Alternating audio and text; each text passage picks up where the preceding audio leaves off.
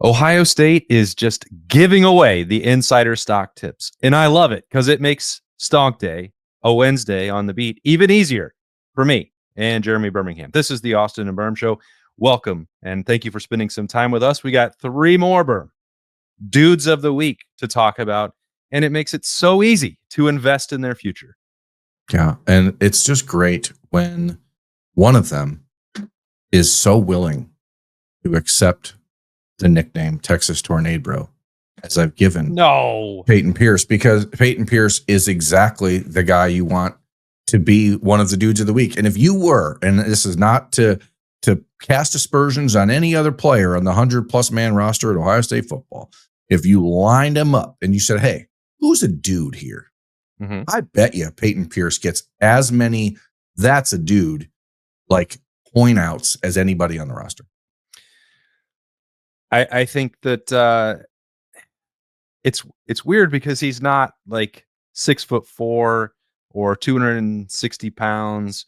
Doesn't look like he was dropped off in a spaceship.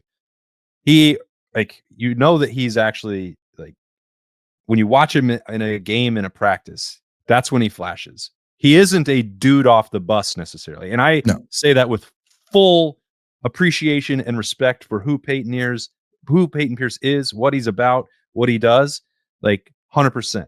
But that's not the same conversation about him as it is Arvell Reese or Sonny Styles, just for his position group. So he has to go about it in a slightly different way to earn this dude status in the weight room, which again comes back to, it's a pretty remarkable achievement that is the level that he is working at and what he's tapping into here in his second year at Ohio State. I just think that there's a reminder out here that football used to be a game, college football, places like Ohio State used to be an expectation that it was going to take 2 or 3 years for guys to come in and make an impact. And again, we didn't get an opportunity 20 plus years ago to see all the behind the scenes stuff that you see now, that because of social media, because Mick Marotti's dudes of the week or whatever aren't going to be plastered all over the internet when the internet didn't exist. But what you get is like a true sense of who is doing things the right way. And Payton Pierce, again, I think it is funny because if you lined him up in the linebacker room and you said, who are the biggest badasses in this room, I'm not sure he would be picked in the first round of picks. But like, he is a sheer... I don't know that he would have been picked in like the 5th round of picks. He's such an elite football player.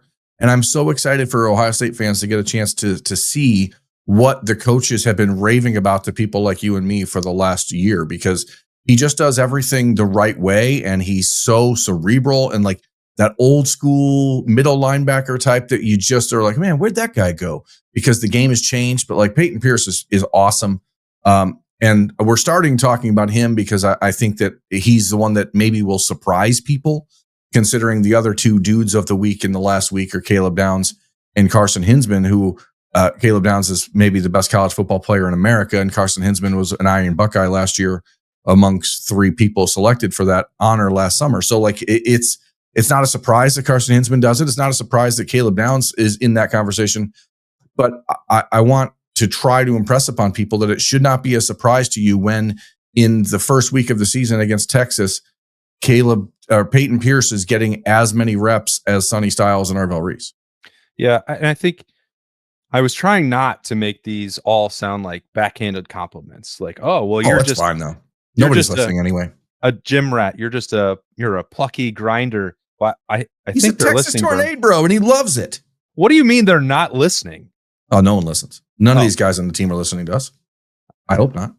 I'm saying I don't want it to be that way to the fan base, to the listeners on this show. I've talked to Payton Pierce enough. I think he knows what I think about his potential and his upside. And I've mentioned many times, probably more than I should have, how many people were trying to tamper to get Payton Pierce specifically. It's not a surprise to people around college football what he's capable of. It's definitely not a surprise to James Laurinaitis. So like, I don't want it to sound like, well, he's just this, like, he's a gritty, overachiever. Like that would be, I think, an insult. And I'm trying not to do that, but it's just a matter of, if you look at Sonny Styles got the winter Iron Buckeye from this linebacker group. Arvell Reese was the first in that first group of dudes. And we've been talking about how impressive he has looked all summer. Garrett Stover got a Dude of the Week honor last week. So that gave you 3 other linebackers that got that for their work in the weight room and in summer conditioning before Payton Pierce got it. We'd still been talking about how great his spring was and how highly likely it seems to be that Ohio State will consider more traditional 3-man linebacker groups or use Arvell Reese and Sonny Styles in slightly different ways because of the rise of Payton Pierce. So some of this stuff is not new, but I think it's still, when these guys get these honors, and I feel like it's worth calling out. And I'm glad that Ohio State is making them more public this year than they have in the past. Like, they've gone the other way with champion grades, and they've released the offensive and defensive players of the game, although still on Sundays the last couple of years. But we used to know who all the champions were, and that gave you some great insight. And I think a better appreciation for, oh, this guy may have done some things that I didn't notice or that didn't show up in the box score. And aside from what you're talking about with just having some dates in June to be around the Woody, talk to these guys, to see with our own 2 sets of eyes what that work is actually looking like, then to have that publicly called out and have the accountability from Mickey Marotti and that entire staff is another level of, all right, these are the people that you really have to be paying attention to. And there haven't been a lot of surprises. At least Payton Pierce is not to me. Garrett Stover may have been, because I'm not talking about him being a 3rd linebacker for Ohio State. Yeah. Although the special teams component, we maybe didn't get into that as much as we could have a week ago. But like Payton Pierce, it's going to happen. And this is another signal that it is. Yeah, and it's another signal that when a guy enrolls early, like Payton Pierce did last January, but then has to miss the entire spring because he had a foot injury, it can be easy to gloss over people or to forget that they were there or that they had been making this impression on the Ohio State staff for much more than the last couple of weeks. This is an impression that Payton Pierce began making last summer as soon as he was healthy. As soon as he was able to contribute, he was pushing for real playing time at Ohio State at the end of last season. It didn't really pan out that way because Cody Simon had become such an incredible and important part of the puzzle for Ohio State that you really couldn't take him off the field. But there were discussions last October and November, like, hey, how do we get Payton Pierce into the game? Because he is someone who truly gets it. And again, I hate to always bring up the era of college football we're in, but for Peyton to still be at Ohio State, despite not really being able to make an impact last year because of all the tampering that you said, like, this is a kid who people should just be thrilled about. And maybe he's not on the cover of EA Sports College Football or anything like that yet, but the Texas Tornado is whirling through Columbus, and he's gonna, decimate some low plains somewhere. I wish that he's growing the flow back too, which is the most important thing. He's getting his hair back, and I'm so happy. I wish that he hadn't given you the green light to keep. Oh, he totally approved of it. He was like, that's a great nickname. Yeah. So now the question is, America, I need your help. America. We've all discovered and decided, and I had this conversation, and everyone's in agreement, that the Texas Tornado is the single best nickname of any player on the Ohio State roster. So now we need America. You gave it to him. You're too biased to be in this conversation. America agrees with me on this. It's settled. It's settled science. I need America in the comments of this episode of the Austin and Berm Show on 97.1, 10 TV, 10 TV Plus to give us your next best Ohio State nickname that you can come up with for any player on the roster. Okay? That's the deal. The Texas Tornado lives forever. And we will find a way to memorialize that. Maybe a statue. I don't know. It's possible. But Payton Pierce will earn and has earned and will own the honor of best nickname. Now I need America to come up with the second best. You know who else is second best? The second best player on the Ohio State football roster? Caleb You Downs. mentioned that there might be people out there who are on the cover of the EA Sports video game, and the deluxe version features Caleb Downs. I think it's interesting. Is he the second best player? I don't know. He's probably the first best total football player. So I want to be before people attack me in the comments, maybe they're just 1A and 1B. I don't know.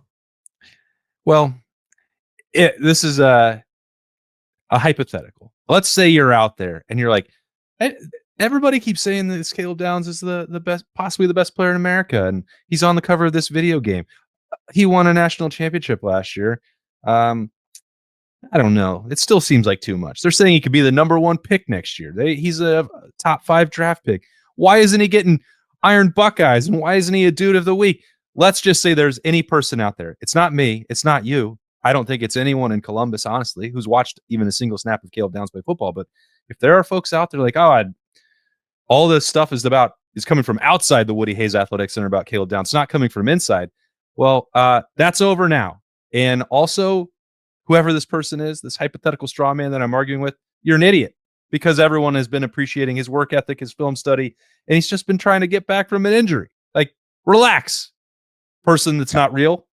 I don't know if this is if you're pointed this at someone or not, because we don't ever talk about these things before we go on the show, but did someone actually suggest that Caleb Downs wasn't real? No, they're not a real report, not a reporter. Okay, you can just tell me later, because I now I have to know. But I do think it's an interesting competition for who is the best player in college football between Caleb Downs and Jeremiah Smith. And there's all the cliche stuff. If your best player is your hardest working players that we talked about last week when JJ was one of the dudes of the week. But there is a scenario, and we saw it a couple times in 2024, where you can mitigate / limit Jeremiah Smith and the impact he can have on a game. Is there a way to do that to Caleb Downs? Because I don't think there is. And I think that actually emboldens the argument that he might be the best player in America. Because now it's not a knock on JJ that teams will spend 35% of their defensive resources to stop him. But like, you can slow him down. Can you actually do something that makes Caleb Downs irrelevant in a game? No, because he can show up like pretty much anywhere. And he's here, he's there, he's every bleep and where. He's everywhere. And we did see that as the national championship run continued and Ohio State got more confident, and McInerney and Tim Walton started moving the pieces around in the secondary, where it's like, okay, Jordan Hancock can take on some of these same responsibilities as Lathan Ransom, as Caleb Downs, and they became more interchangeable. And that allowed Caleb to move into a bunch of different spots as the season progressed and play sometimes close to the line of scrimmage, sometimes deep, here, there, and everywhere, as you said, Berm. So that flexibility and his intelligence and his, the versatility and Ohio State's willingness to tap into all of that makes it so that you can't remove him. He's not a corner where if you just think that you can't throw on Travis Hunter, well, then you throw on the other side where the guy is clearly not going to be as good, or whoever your favorite NFL cornerback is. If you just take it away and it's like, well, we're not going to throw on him.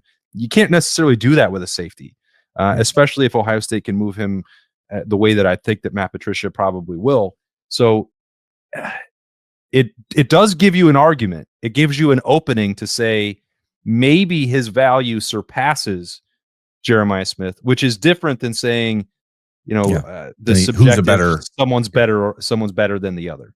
I think we've had conversations a number of times in the last few months about Jeremiah Smith and the superstar effect and what campus looks like when Jeremiah walks out of the Woody Hayes Athletic Center, like team door, and out into the public specter.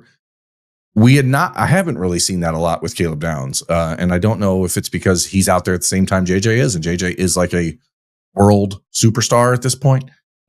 But last Thursday at Ohio State 7-on-7 camp, it was the first time I've really seen the reaction to Caleb Downs that felt like a similar aha to what Jeremiah Smith gets on a daily basis. To the point where Ohio State coaches had to tell him that he had a pretend meeting to get him off the field, so like he could run away from the hordes of people looking for autographs and pictures. So anybody who's suggesting that the love for Caleb Downs is not felt on campus or at Ohio State is probably short-sighted and missing some key information. Yeah. But I don't really think that that's a real concern. It's definitely not for anyone in the Woody Hayes Athletic Center, and that was validated by that due to the weak selection. And you think about this time last year, Berm, the Iron Buckeye honor for Carson Hinsman had not been secured yet. Yeah, that was a surprise. That was a surprise. He got that at the end of the summer, and it's like, well, maybe this position battle, how Ohio State's managing the interior of the offensive line. Maybe it's more competitive than we assumed, or it's going to look different than we thought, because Carson Hinsman was coming off of, being benched for the Cotton Bowl for reasons that were not related to podcast appearance or anything else. But they were, performance based. And it's like, okay, well, how's Carson Hinsman going to bounce back from that? How will he respond? What is his role like moving forward? He is somebody who had a full year of starting experience there. Like, what does the next chapter look like now that Seth McLaughlin is here and we assume is going to start at center, which he did? And it's like, okay, maybe Carson Hinsman could force Seth McLaughlin to move. We started having those conversations in July. Now, that did not transpire because A, Seth McLaughlin's really good, and then B, Carson Hinsman, on the heels of a fantastic summer, got hand, foot, and mouth and was sick, and then didn't maybe fully recover physically until, whoops, here you go in the middle of the year. You need to go out there. And I think it's something that we haven't really talked about was what currency these dudes of the week in Iron Buckeye status may have in the locker room. Yeah. Once Carson Hinsman went back out there, there was nobody on the rest of that Ohio State offensive line. I was like, I don't know. Can this guy hold his weight? He got benched at the end of last year. What's his mentality? He had already proven himself to his teammates. You cannot survive in the Ohio State weight room if you don't have some dude in you. And he became one of the dudes for Ohio State last summer. So I think some of that, the work that had been done in summer got glossed over. Once it's like, can he play guard? Oh, he's stepping in pretty well there. Can he go back to center? Yeah, he handled that pretty well. That work had all been done well before that point. I think that's worth remembering. It's also worth reiterating that he's doing it again right now. It's a testament to Carson's commitment. It's a testament to who Carson is as a person. Obviously, it was discussed a lot last summer that he very well could have headed home and gone to Wisconsin and been a big part of the Badgers program under Luke Fickell, trying to revitalize that once proud place who lost a lot of games last year and is going to lose a lot this year. But what you get with Carson, and it's remarkable because we've spent a ton of time in the last 2+ months discussing the importance of Austin Sareveld and his value to this offensive line. And Ohio State had a 1-year transfer at center a year ago who was the best center in the country and won the Remington Award. And he didn't play the last 2 months of the season, and it didn't matter because Carson Hinsman was that good. And now is not just a returning starter for Ohio State, but if we're being honest with ourselves, he is probably the offensive lineman that you trust the most and who has the ability for a program that is replacing everything else up the middle at quarterback and at running back and all. Like Carson Hinsman's return and his ascension to being the true apex of not just the offensive line, but one of the apex members of the entire offense is vital for Ohio State. Like he is so important because Julian Sain or Tavian St. Clair or Lincoln Keenholz or Austin Ward or Eli Brickhandler or whoever the quarterback's going to be has never played. And so to have a true leader at center is so important for Ohio State. And Carson Hinsman will never get talked about a lot. The offensive line, we know the way it goes. Generally, offensive linemen don't get discussed unless they're doing something wrong. And certainly in Carson Hinsman's time at Ohio State, the most discussion about him has been that podcast appearance that you mentioned at the end of his redshirt freshman year. So this is a guy that is super important for Ohio State. And it is not a surprise to see him still winning these team voted on / coach voted on awards because he has from the jump been the exact type of representative Ohio State wanted him to be and needs him to be. And he is the stability on the offensive line now, which him and Austin Sareveld. So it's kind of nuts to think that 8 months ago, these are the guys that you're like, oh, thank God we've got Carson and Austin because what would this line look like otherwise?